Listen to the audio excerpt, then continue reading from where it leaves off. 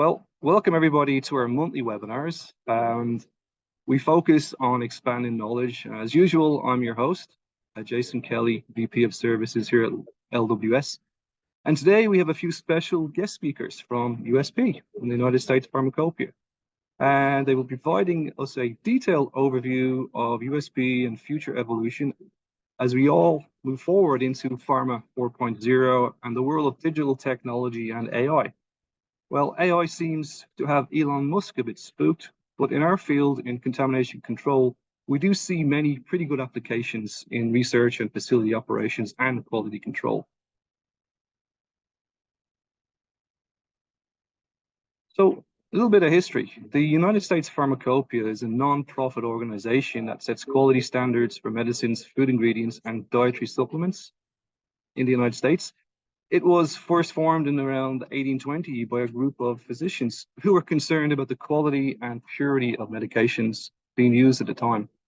And these physicians went and met in Washington, D.C. around 1820 to form the organization and develop the first edition of the USP. Among the founding members were such notable figures as Dr. Lynn Spalding, Dr. Samuel L. Mitchell, and Dr. John Redgrave. We have some pictures of some of those doctors there. I think we had Dr. Mitchell and Dr. Redmond, sorry. And the first edition, published in 1820, contained standards for about 217 drugs. And over the years, the USP has expanded its scope to include dietary supplements, food ingredients, and it's become one of the most important organizations in the United States for ensuring the quality and safety of these products, and has expanded worldwide. Without further ado, let's get into the introductions. And as an infinite gentleman, let's do ladies first, and I would like to introduce Rebecca Cambronero. Cambronero, there you go. I'm not sure if I did your surname some justification, Rebecca. Jason, thank you so much for the introduction, and you did perfectly. Cambronero, Rebecca Cambronero. Thank you so much. That's a great segue into exactly what I'm going to be talking about with respect to the United States Pharmacopeia. So we really greatly appreciate the opportunity to be with you, albeit virtually, to just walk through a high-level overview of what USP does, what do we do, why we exist, all those wonderful things, and then we'll get into some more nitty-gritty details, and then I'll pass over the presentation over to Desmond to speak more specifically about the particle count set. But just to introduce myself, I've been at USP. It's going on 18 years here in multiple roles.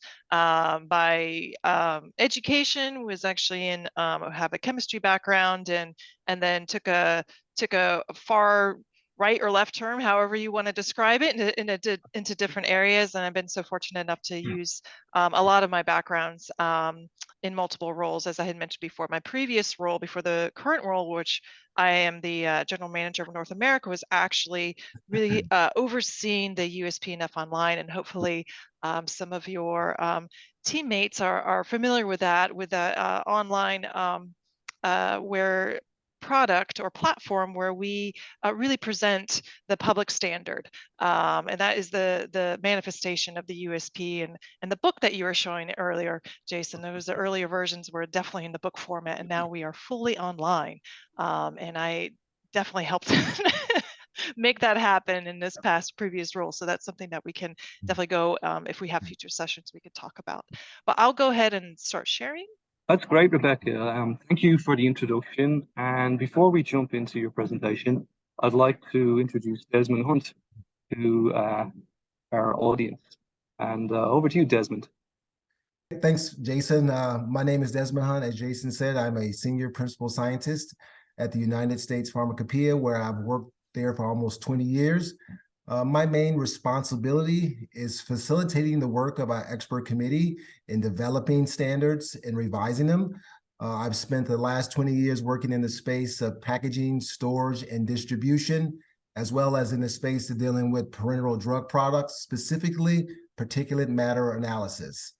I have taught many classes nationally as well as internationally, and have had the opportunity to speak on the topic that I will speak on today many times before, And I'm thankful for the opportunity to come and present to you guys today. Thank you. Oh, that's awesome. And I just want to comment, you both have awesome, amazing experiences. And this really enriches the knowledge that we're going to share today with everybody.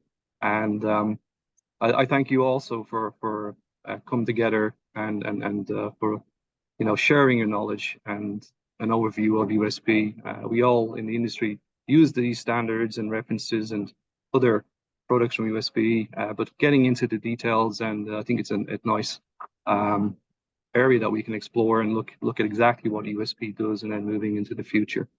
So I'll pass this back over to Rebecca, where she can start the ball rolling with her presentation. Excellent. Thank you so much. Again, Jason, thank you very much for the introduction and for the opportunity to be here to share with you this overview with USP and getting in, just kind of peeling back the layers of USP. And you did a wonderful job of introducing that. We have a long history. Many people don't actually know that USP has existed for over 200 years now. We were formed in 1820, and you had a couple of the physicians in your previous slide. We actually were formed in Congress, and here's a painting of that day back in 1820 in Washington, D.C., or was it Philadelphia at the time? I might be wrong, but I believe it was Washington, D.C. at this time. Where these 11 physicians recognized that there was a need. There was a need for standardizing how medicine was being formulated and how it was being produced, because at the point in time, there wasn't any. And so these 11 physicians came together and formed the United States Pharmacopeia. And here in this slide, you can see the mission. And this is something that we take very seriously. There's an actual point behind what we do. There's a true purpose, and that is to safeguard public health. And so we are all driven by this mission to make sure that we are ensuring that we're producing safe and high quality medicines here within the United States and actually beyond. As you had mentioned, Jason, we are actually adopted in over 100 countries. Our standards are recognized, and so that's why we have that to improve the global health, right? We definitely have a global reach, and that's something that we take pride in, and something that we work very hard to have established and to continue to work on. So just to also bring about just a little bit more of what we do. You can see also in that slide, it has the wizard's oil. There was a lot of different types of quote unquote medicines that were being produced and may have not been produced well. And so even today in 2023, there are people that take medicines and they are either tainted or contaminated in one way, and there's still deaths to this day that occur. And so this is, again, a mission that we take very seriously, a weight that we feel, but we're all very excited and committed to working together with our customers and our stakeholders to advance this mission and make sure that we are producing safe foods, dietary supplements, and medicines. Absolutely, Rebecca. The counterfeit market for medications is huge. You could actually go online, order up a drug package, a counterfeit one, and you can go to a drug press and be developing anything, tablets, and you can be sending that out to people, and they're thinking they're taking their life-saving medication. So it's really important that the integrity of our industry is kept intact. Absolutely, Jason. Thank you for emphasizing just the real importance. There's a real result out of the work that we do, right? And we're all working towards that ensuring, again, safe quality medicines that people can take across the world.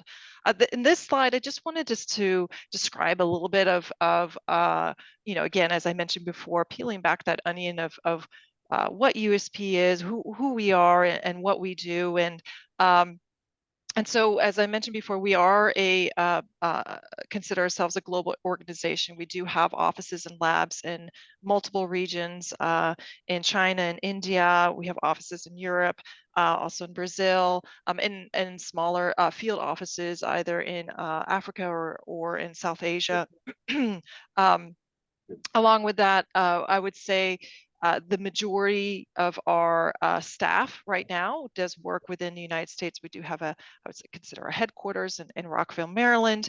And so, as you can see, over 50% of our staff is focused on the global sciences and standards division, because that's who we are. We are a nonprofit science standards body organization, right? And what makes us unique, and there are several reasons, but one of the reasons that makes us unique is that not only are we nonprofit, not only we are a private institution, but we are the only pharmacopoeia in the entire world that is separate from the government. So we do not we are not part of the government. We work very closely. For example, a major stakeholder that we have that we work closely with is obviously the FDA. So to put it simply, as an organization, as a standard setting body, we set the standards, we produce those standards, and then it is the FDA that comes and then enforces those standards. But as I mentioned before, we do work very closely with the FDA and some other agencies,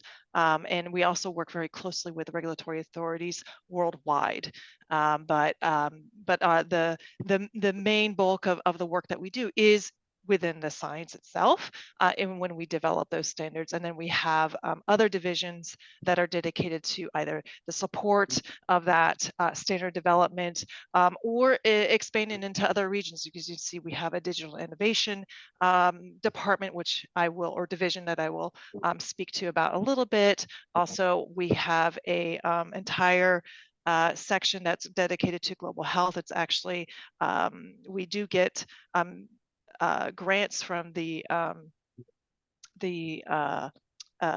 USAID in order to do that work in other countries. And then we also have an entire division dedicated to global external affairs, as I mentioned before, that's really working with our regulatory stakeholders and authorities on a global level. Wow, well, I didn't realize how big the organization was and the impact worldwide. That's amazing. Yeah, something that we've worked really very hard to get to, and I would say for myself and my role as the general manager, I'm one of 6 regional managers that we have a global reach. And so it's very it's an exciting place to work, just because of just not only the caliber of people that I get to work with, but I literally get to work with people all over the world. So it's I feel quite privileged in the role that I have. And now I'm going to just speak a little bit to the how USP is set up in the governance. We really have 3 main bodies. We have the convention itself. This is a USP works on a 5-year cycle. So every 5 years, I'll be speaking to this in a bit, we are actually coming up on the end of our 5-year cycle, which would be the 2020-2025.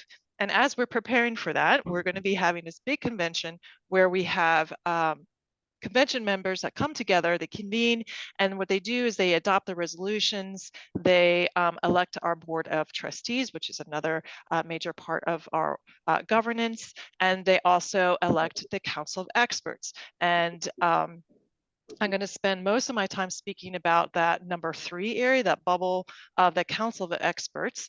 And this speaks to, I believe, one of the topics to be discussed today was how do we develop the standards, and how do we ensure trust within these standards. So USP is also a unique organization in that the majority of the work that we do as we're developing standards is not only done by the staff itself at the USP, but we work very closely with our volunteers. And we have over 500 volunteers that work on the development of the public standards. And so, and each of those volunteers are working within expert committees, and each of those expert committees is chaired by a council of experts. And so all the chairs together form the council of experts. And I'm going to go a little bit more detail, again, as I mentioned before, peeling those layers back to explain a little bit more of the work that these volunteers do. But this is just, again, to give you an idea of the three areas of governance and the close relationship that we have with our volunteers. And then also just there's one smaller bubble there that says expert panels, and that's just so you know that sometimes there might be a public health crisis of some sort, and we need to quickly form an expert panel to be able to determine changes to a public standard. So we have that flexibility to be able to create those advisory panels or expert panels during the 5-year cycle.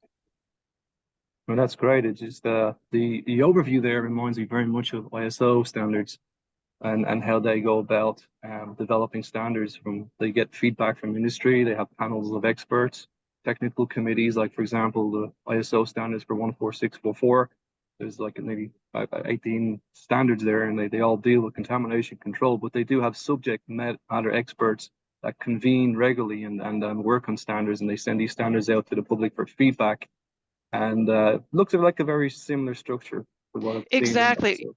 Jason, you hit it on the nail ahead. It's a very similar structure, and I'm going to go a little bit more detail when I talk about the USPNF Online and the Pharmacopeia Forum and how they are connected to the body of work that the volunteers do. So I would say the manifestation, all that work goes into that online digital platform, and there is a public commenting, and I'll speak to what that is within the Pharmacopeia Forum. But yes, we are highly dependent and highly appreciative of the work that our volunteers do, because it literally is, they are volunteering their time and they're dedicating their time and their expertise to ensuring the development of these standards. So it's something that we are very proud of the work that we do with them. And this is just to explain just a little bit more of, as I had mentioned before, that convention, how things are organized, or definitely have them organized by different sector, depending on a particular medicine. As you can see, excipients, dietary supplements, generics, innovators, biologics. And then within that in itself, it's also based on by region, because recognizing that each region has its own needs. There's, in some cases, they might be importing, might be exporting, they might be producing their own drugs for in country. So we want to be able to recognize that and be able to, again, it helps us also to continue the collaborations that we have with those regulatory authorities in different regions, because as you well know, it's all connected. And speaking post-COVID, I think was an excellent example where I don't think as a society really understood how deeply connected our supply chains are, and especially came apparent with respect to the pharmaceutical industry and how we produce medicines. So this is just a recognition of that connectivity there. I noticed that you have Europe and sub-Saharan Africa. But definitely with Europe, how would you go about developing a regional chapter there? That's a great question, Jason. In fact, I believe it has already been established. So this is a relatively, I would say, outdated slide, maybe by a couple of months. It's been a recent development, but I believe in the past 2 months, and that was one of the reasons that our chief science officer was in our office in Switzerland, was to basically start and bless the new chapter for the European region. So that has already been set up, which is great news. That sounds great. I know we deal with European pharmacopoeia and Japanese pharmacopoeia standards when we're validating our products in those markets. And how does the establishment of USP in those regions, how does that all merge and harmonize, or is that the goal? So Jason, that's a great question. I'm actually going to get into a little bit of that on a later slide to speak to all the different types of collaborations that we have and with other pharmacopoeias. And with, for example, we do we have an entire group dedicated to harmonization, and that would be specifically with the European and the Japanese pharmacopoeia, where we have pharmacopoeia discussion groups where we harmonize the standards between those three different pharmacopoeias, but at the same time we work closely with the British pharmacopoeia, the Chinese pharmacopoeia. So yes, there are definitely touch points across because we also recognize from industry the impact especially when you have to review and you have to analyze all the changes and revisions that are coming out of multiple pharmacopoeias. It makes a whole lot easier when you do have a harmonized standard. So yes, that is something that is a continual work that we have within USP. That sounds exciting. All right, let me go. Okay, so this slide just describes for this particular 5-year convention cycle, we have these USP expert committees and the different areas, biologics, small molecules, dietary supplements, they're all here. Compounding is a part of that under healthcare. And then general chapters is probably, and Desmond, you're definitely a part of this with the general chapters and your work that you do. But these general chapters are probably the ones that have the most impact, the most cross-cutting, and so we have the most committees under this particular module. But as you can see, we're very transparent about who volunteers. You'd see they're the names of our Council of Experts, the chairs of each expert committee. And in fact, I recall presenting this to a customer recently, and they recognized one of their professors as the chair. So that was a great connection for them. But they carry out their duties and the responsibilities for a 5-year term, and it is quite the commitment. So again, we greatly appreciate the commitment from our volunteer bodies. And soon we'll be calling for new candidates that would be willing to participate and be a part of this process. Moving on, this is just to describe a little bit more of how we have organized the body of work that we do. I'll tell you, Jason, there's so much that we want to do, but we have to prioritize, right? We have to, with the resources that we have to determine what's going to have the greatest impact and what's going to advance our mission the most. But at the core, you can see of that triangle is the impact of our mission, and we do that through the development of standards. We do that through increasing our capabilities, being able to support or lower barriers to quality medicines, and we also are an advocate. We act as an advocate to promote that mission of increasing the safety and quality of medicines, foods, and dietary supplements on a global level. So again, we work very hard to have that global reach and to build and to nurture the collaborations and relationships that we have on a global level. Great, thanks for the overview. It's really interesting. Moving on, this is just to show you that we have over 7,000 standards, and these standards help from the entire spectrum from your manufacturing to distribution to the administration of those medicines or drugs.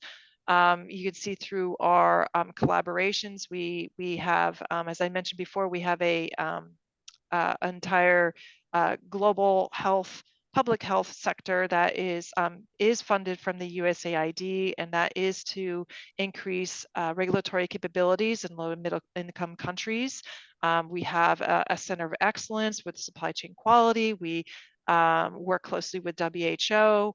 As I mentioned before, Jason, the Pharmacopeia discussion group, that is a convergence of multiple pharmacopoeias, in particular the Japanese and European, where we seek to harmonize standards. And I believe that the membership has been opened up, and I believe the Indian Pharmacopeia is now a member of that discussion group. But we also, work closely and collaborate on a continual basis with other pharmacopeias that we find throughout the world. And then recently, we've been able to launch a medicine supply map. Again, it just highlighting the importance of understanding how our supply chain operates, and ensuring that we avoid or mitigate the risk of having a supply chain issue. Okay, moving on. This is just a nice slide that just shows, again, all the different types of collaborations that we have, the different type of regulatory authorities that we work with on a continual basis. It's nice that the FDA is basically down the road from us in Maryland, and so we do have regular quarterly meetings with them. But at the same time, we also, again, with our global reach, with the different regions that we do have staff in country in many areas around the world, and we do have staff that are dedicated to building those relationships and maintaining those relationships with regulatory bodies around. And this is just to give you an idea of, as we consider what direction to go to and what the role of USP is, because we live in such a global dynamic society, recognizing that there are shifts, there are changes, there are factors that influence that work. Digitization is one of them. Data, knowing that all this information is coming out at us is something that we continue to work on. That's why we've established the Digital Innovation Division, which I will speak to in a bit. New medicine modalities, that's going to only continue, right? As we discover new ways to create medicine, to different ways to handle different therapeutic areas. As I mentioned before, the globalized supply chain, definitely having a better understanding of the flow of supplies, of raw materials, of all the different components that you need to do in order to have a safe and high quality drug. New quality paradigms, right? How we design our labs, how we design our, what the new technologies that are coming out, and how do we adopt to those new technologies? For example, with advanced manufacturing, how do we ensure that we can support using more advanced technology? Since again, we've been around for 200 years, there are some standards that might be outdated, right? They may have some, but technology continues to improve, right? So we need to continually improve the standards that we have. And across the bottom, you can see is the COVID pandemic really being able to has either highlighted or exacerbated in some ways areas that we need to focus on. And it all, has also changed how we engage with each other, right? How do we exchange information? How do we absorb information? So all of these things we're considering as we continue the work that we're doing, and especially as we are closing out our 5-year cycle and where to focus on. And just to speak to that digitization, if I may say that correctly, we do have an upcoming webinar. We do have a fireside chat that actually I lead with my team, and these are webinars that we have with USP senior leaders, and in this case, I'll actually be with our Senior Vice President of the Digital Innovation Division. We'll be speaking about the impact of the shifts in the quality paradigm on digital transformation of our standards and what USP is doing to support those changes. So I invite you, I can send that information later, but I definitely wanted to do a little quick plug-in that you can get more information. Absolutely, and we'll definitely send that out to all of our customers and people who attend their webinars. I think this would be a great webinar to get yourself involved in and see where we're going with this digital technology and the AI and all the innovations that we have for automation and manufacturing, and moving the people out of the clean rooms and more robotic AI type of scenarios for manufacturing safe products. Yes, and they would be much more the experts than I would be to be able to speak to that. So that's a great opportunity. That's a great opportunity. And now I just want to just walk through some of the products and services that we have that you may or may not know us for or know that are available, but just as awareness, general awareness that you know that these resources are there for you. And I'll touch on some of the topics that you had mentioned before. But as I had mentioned before, we do have the the USPNF online platform, and this is the manifestation of all that work that goes behind the scenes that you may not necessarily know that is occurring, especially with our volunteer bodies as they review standards. This is the platform where you're going to see the result of all that work, right? These are the what we call documentary standards, right? These are the monographs, the general chapters. This is where you're going to find all that information of, as you mentioned before, I think 788 general chapter. This is where you find it, right? And if you would like to see the process for revising that general chapter, for example, then you're going to find that in the Pharmacopeia form. And so that's the platform, or that's the form where we present the changes, for example, or a revision to a general chapter. And that is for 6 months. It's available public. It's out there globally. It's free. Anybody can comment on it, and that's I'm going to answer. Perhaps one of the questions coming up is, how do I become involved? Well, this is a great way to become involved. You know, our standards, everything needs improvement. Things are continually changing. New modalities are coming out. New technologies coming out. There's better ways of doing something. So, but we need your input. We need your feedback in order to continually improve the standards that we have. So, this is I would say a major way of becoming a part of that process is by engaging with the Pharmacopeia form itself. And this is something that Jason, we could do at a later time, is have a specific demo on just this, because there's so many facets and elements to this that go into it that we could definitely take a deep dive and further explore this. Yeah, absolutely. And as we evolve standards, it's really important to get some of the key subject matter experts who understand the technologies involved in these standards. Exactly. For example, in particle counting, there's not a lot of manufacturers in the world that make particle counters. There's a small core of subject matter experts, and I know some of them here in Lighthouse are on technical committees for ISO standards and other manufacturers as well, because they understand this technology and the limitations and how, you know, a particle would be captured and recorded by a liquid particle counter or an airborne particle counter, and how the upgrading of these standards will affect the technology and the limitations to understand. Because a lot of people think particle counters, for example, they're just accurate instruments that will give you, you know, absolute results on the particles, but you got to understand it. And I'll go into this in a little bit later on with some slides about how the technology works and the limitations of the technology.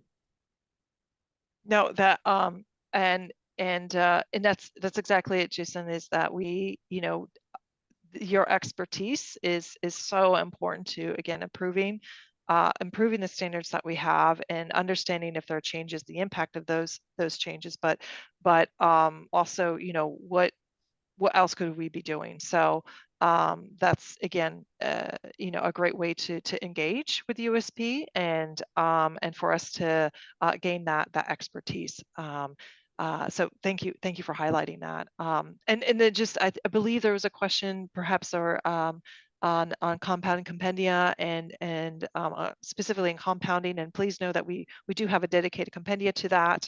There have been key or updates to key general chapters, specifically 795 and 797, I believe also to 800. So that's something you can find on our website, which I'll show later. But you also can gain access to the Compound Compendium, which actually is part of the USPNF. So you're going into that same digital platform, but just so you know, it has transformed itself. It is now fully digital. It's fully into the digital platform. And so you're getting the latest and greatest, and there is no delay in getting that information. So it's now fully into that platform.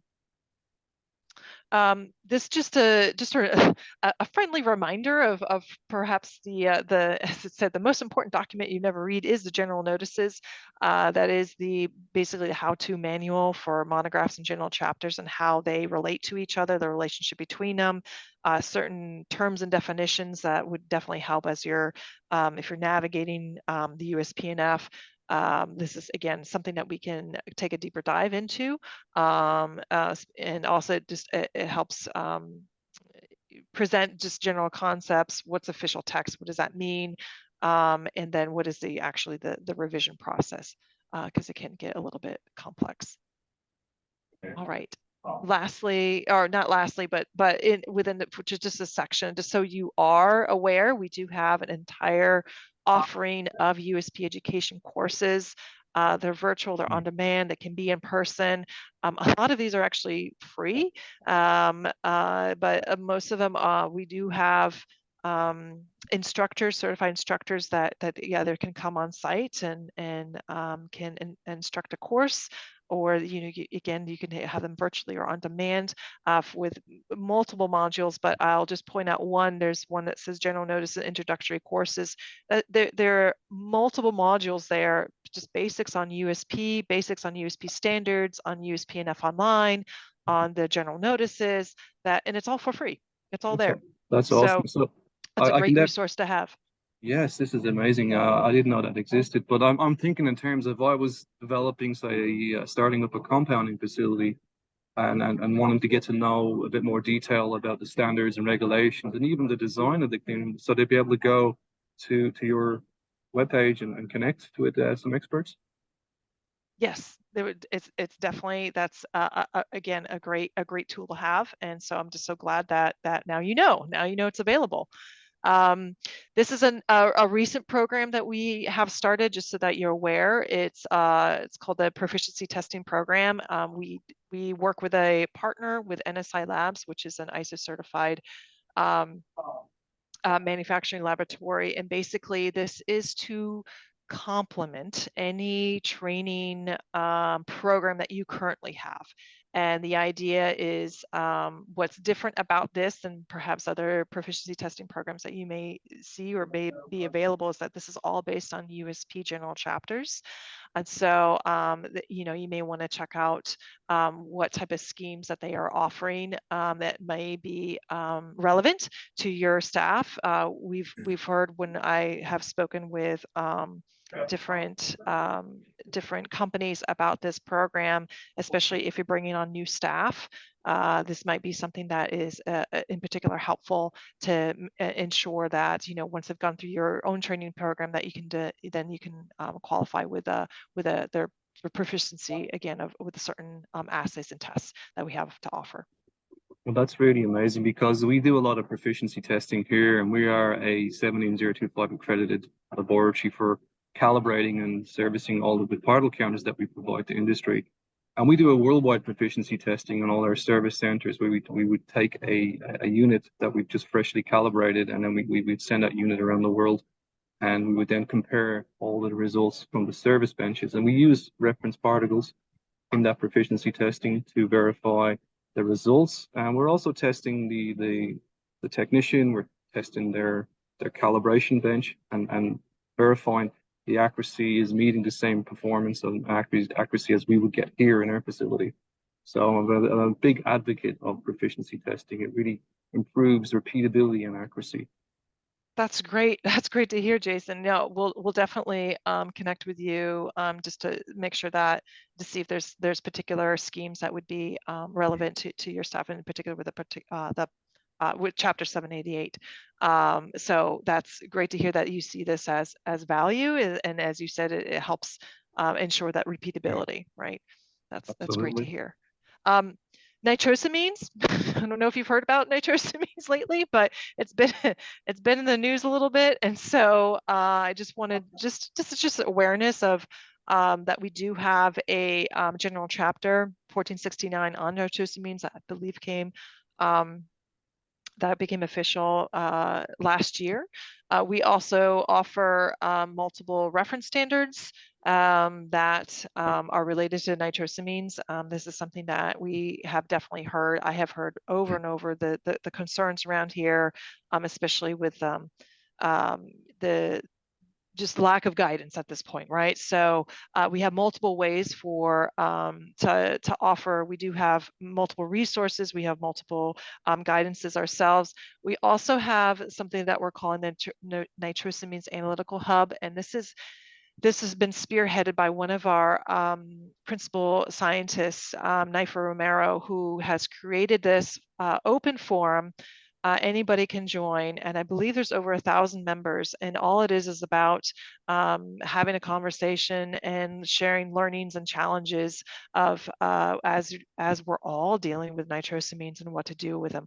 So it's an invitation. If this is something that you are facing, please know that there are multiple resources available, and we're happy to continue that conversation. And just for our viewers, like nitrosamines, they're like, from what I know, they're everyday organic components that we would be exposed to. Correct. And so I would say the limits on those impurities has I think been under scrutiny, and so just trying to determine what that baseline is what everybody's trying to figure out, because not only do you, and you most likely already know this, but you may have a family of nitrosamines, but then nitrosamines can pop up during any part of the synthetic route, and so that's the one of the challenges that many companies are finding. And so again, this is just one of the resources that we have available to you if this is something that you are facing. This So is just to, I'm sorry, go ahead, Jason. Do you recommend that we barbecue at a lower heat? Yeah, there we go. Yes, you can. Yeah, and know that you can. There's multiple ways of ingesting nitrosamines, and barbecue is one of them, right? Yeah. Barbecue is one of them. Looking at again, I have just a couple more of these larger services just to share with you. But one of them is we've recently released a product line of analytical impurities, and this is in right now we do have a whole portfolio of impurities that are associated with monographs, and the difference with these is that these are not associated with specific monographs. So the idea is that you can use these for other areas, especially within R&D. So for example, for early formulation, for spiking studies, these are just again a line of impurities that are available. The catalog keeps growing. We actually expect to have some on nitrosamines here soon, but just so that you're aware, this is available to you. And this is just an example of the product information sheet that we have on those particular analytical impurities. I did see also some questions around advanced manufacturing, and I just wanted to speak to the number of resources that we do have available as we our objective really is to reduce barriers to adoption. Knowing that advanced manufacturing or continuous manufacturing and advanced manufacturing, we can kind of bucket them together. But for example, continuous manufacturing is nothing new. It's been around for a long time. So it's been around in the 1970s. And so, as we're finding new technologies, or we're finding out better, quicker ways, integrating technology and AI and other modalities into what we do, what's the best way to configure your laboratory, to configure your staff around this. And so just so you know, we do have some we continue to develop guidelines and resources in this area. There was a recent interview, I invite you to check it out, between our CEO of USP and the CEO of Pharmatech, which is a USP owned company, and I'll explain a little bit more of that. But between them, they were discussing, specifically about continuous manufacturing. We also have recently launched a research and development analytical solution. So these are it's a in-lab process development specifically for R&D, and it can be focused on method development, validation, characterization. But just so you know that that is available. And again, we can share with you more information and web links so you can look at this information yourself. And just so you are aware, as I had mentioned before, that in the triangle of what we do, standards development, standards being one of them, another one being advocate, the other one was building capability. And so this is one of the ways of building that capability is that we have recently purchased a consulting company, and this consulting company can help you with these different areas. I have subject matter experts, 20 plus years that, if from designing your lab to with dealing with the FDA and putting your application in with the FDA. So there's multiple ways if this is something that you're dealing with or facing. Just so you know, this is a service that we provide, and it is available to you. And again, happy to provide that information. Well, that's great. It sounds like you're having a company like that with the experts involved to help you and take you from a facility that's you've just broken ground on right through to the startup phase of whatever the facility is, Exactly. whether it's R&D or if it's aseptic manufacturing of products, etc. Awesome. Good to know about that. Excellent. And so I'm gonna be wrapping this up. I just wrap this up with this slide, and then I just want to go over some frequently asked questions. But please, we're here for you. We would love to connect. We have multiple websites where you can find a lot of information that I shared with you. We have an entire customer service department, but we also, more importantly, we have customer engagement specialists and account managers that are here to help you navigate USP and help you connect you with the subject matter experts internally, and help you get the answers that you need. So we're here for you, and we would love to connect. So I just want to put that there, that there's information, and at the bottom you can see Debbie's email address here, who Jason, you've been in contact with. So please know again that we're more than open. And I'll just go ahead and wrapping this up. I can go over some frequently asked questions very quickly. First one is about, how did the volunteers help develop those public standards? And really, there's two main ways. As I mentioned before, you have the expert committees, and these are subject matter experts from academia, from industry, we do have FDA does participate on these on these expert committees. They do not vote, but they do. They are government liaisons, is what we have. So just so you know that the FDA is a part of that process, and it goes back to that original question: is how do we ensure trust and quality within the standards that we develop? So there's, the digital platform, that USPNF Online, again, is a manifestation of all that work, but there's a lot of work that goes behind the scenes. And so the volunteers, when what they do is they review the comments that come in from the Pharmacopeia forum, and those comments come from you. They come from the end users of the standards themselves. And so they review those comments and then make the final, then they vote on the revisions to those standards. How can I become involved in being part of the process? Well, there's multiple ways. One way is probably the easiest way is being a part of the Pharmacopeia forum, right? Adding your comments to that. That's one way to engage. Another way is we're going to be opening up the doors again on as I mentioned before, those expert committees. We definitely need subject matter experts, and they volunteer their time. And so that process is going to be starting soon. So that's a major way that you can become part of the process. Again, another way is just engaging with us, providing your feedback. We're always welcome feedback in terms not only of the standards that we have, but your experience, experience on the USPNF Online platform, or experience with any of our products and services. We are absolutely open to hearing on how we can improve your experience with us. And there's lastly, what's the difference between the compendial reference standards and new product line that I had just mentioned before, the impurities. The main difference is that with reference standards, these are compendial standards, meaning they've gone through the full collaborative testing independently of our testing internally that we do, and they are associated with an official USP monograph where the analytical impurities are more for the more of the R&D side when you're trying to identify impurities within your systems. But I'll pause. I'll stop there, and I believe that we're going to be passing on this presentation over to Desmond.